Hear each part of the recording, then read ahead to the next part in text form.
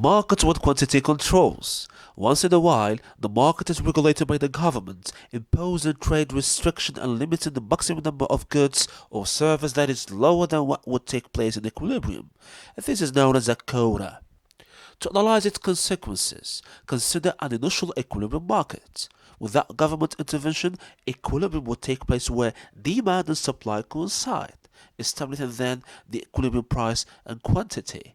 Now, what would happen if the government established a maximum amount to be transacted that is less than the equilibrium amount, meaning a quota? Normally, this type of regulation is carried out by the government by issuing licenses that only enable the owners to exercise production. By limiting production, the supply curve at the maximum level of production becomes completely inelastic.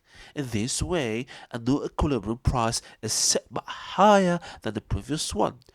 Bidders are willing to offer this amount at a lower price than what they receive. In this way, a differential arises that is perceived by the one who owns the license simply by having it, which is called quota rent.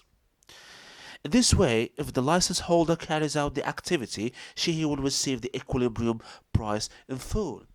As long as a third party chooses to transfer it simply by owning it and transferring it, they would obtain the quota rent that would be paid by the person who acquires it in order to carry out the activity. The one who develops the production perceives only the price as a producer. When a market is regulated with this system, a new market is usually generated, the market of licenses, in which those who own them offer them, and in which those who demand them wish to exercise that activity and are willing to acquire them.